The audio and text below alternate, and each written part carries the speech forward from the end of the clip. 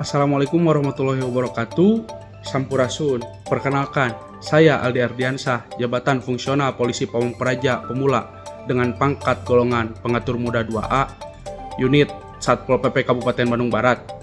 Video portofolio ini saya susun sebagai bagian dari persyaratan uji kompetensi Jabatan Fungsional Pol PP dari pemula menuju terampil. Bapak Ibu serta rekan-rekan yang saya hormati, perlu kiranya saya sampaikan bahwa sesuai amanat Undang-Undang Nomor 23 Tahun 2014 tentang Pemerintahan Daerah, pada pasal 255 ayat 1 disebutkan, Satuan Polisi Pamong Praja dibentuk untuk menegakkan peraturan daerah dan peraturan kepala daerah, menyelenggarakan ketertiban umum dan ketentraman, serta melaksanakan perlindungan masyarakat.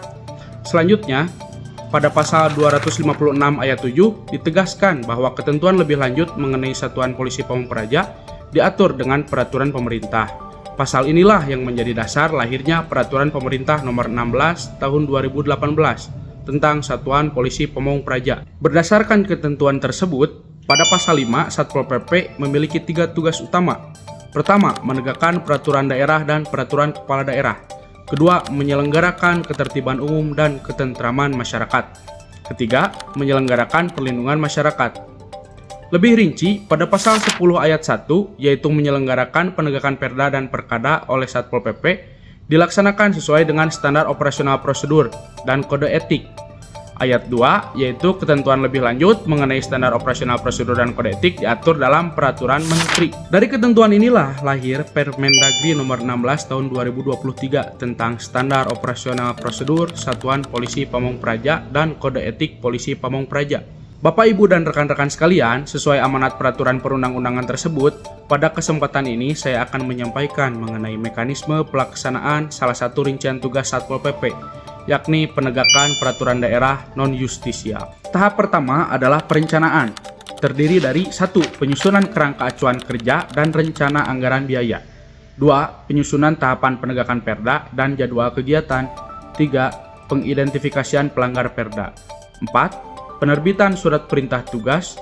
Dan 5. Koordinasi dengan perangkat daerah dan atau instansi terkait serta aparat keamanan.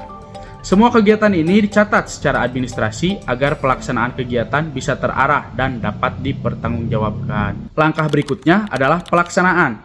Pelaksanaan penegakan peraturan daerah non-justisial yang terdiri dari 3 tahapan. Pertama, pengarahan. Pengarahan diberikan kepada masyarakat, kelompok, dan badan hukum agar mentaati dan mematuhi perda. Kedua, pembinaan dan atau sosialisasi pembinaan dan atau sosialisasi dilakukan dengan cara pendekatan kepada masyarakat, kelompok, dan badan hukum yang melanggar perda. Yang ketiga, penindakan non-justisial. Penindakan non-justisial dilakukan oleh Satpol PP dalam rangka pencegahan atau preventif dengan cara A.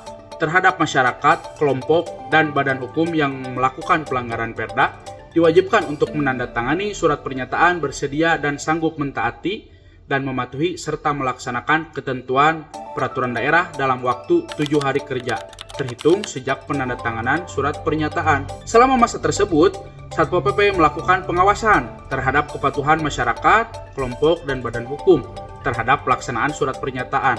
Apabila masyarakat, kelompok, dan badan hukum tidak melaksanakan dan atau mengingkari surat pernyataan, maka Satpol PP akan memberikan 1. Surat teguran pertama dengan tenggang waktu 3 hari. 2. Surat peringatan kedua dengan tenggang waktu 2 hari. 3. Surat peringatan ketiga dengan tenggang waktu 1 hari. Masyarakat, kelompok, dan badan hukum yang tidak melaksanakan dan atau mengingkari surat peringatan tersebut, Satpol PP menerapkan sanksi administratif sesuai dengan ketentuan peraturan perundang-undangan. Satpol PP sebelum menerapkan sanksi sebagaimana dimaksud, dapat melakukan koordinasi dengan biro atau bagian hukum dan penyidik pegawai negeri sipil. Langkah berikutnya atau langkah terakhir adalah pelaporan. Setiap kegiatan penegakan peraturan daerah non-justisial wajib diakhiri dengan pelaporan. Laporan tertulis dibuat sesuai format yang tersedia serta disertai dokumen pendukung. Selain itu, jika terdapat kejadian yang memerlukan tindakan segera, laporan dapat langsung disampaikan secara update kepada pimpinan. Laporan yang akurat dan tepat waktu sangat penting untuk mendukung pengambilan keputusan yang cepat dan tepat dalam menjaga ketertiban umum dan ketentraman masyarakat. Salah satu contoh sanksi administratif yang sudah saya laksanakan berupa sanksi administratif penghentian sementara kegiatan. Bapak, Ibu, dan rekan-rekan sekalian, mekanisme penegakan peraturan daerah non-justisial yang saya sampaikan, mulai dari tahapan perencanaan, pelaksanaan, secara bertahap dan berjenjang, melalui sosialisasi, pembinaan, penindakan administratif, hingga pelaporan, adalah bukti nyata komitmen kami sebagai polisi Pamong Praja. Sebagai polisi Pamong Praja pemula, saya bertekad untuk terus menjunjung tinggi standar operasional prosedur dan kode etik, memastikan setiap langkah penegakan Perda dilakukan secara profesional, humanis, dan akuntabel. Karena bagi kami, menegakkan aturan bukan hanya kewajiban, tetapi upaya mendasar untuk mewujudkan ketertiban dan ketentraman di tengah masyarakat. Terima kasih, hatur nuhun. Wassalamualaikum warahmatullahi wabarakatuh. Don't you want me like I want you, baby? Don't you need me like I need you now? Sleep tomorrow, but tonight go crazy. All you gotta do is just need me.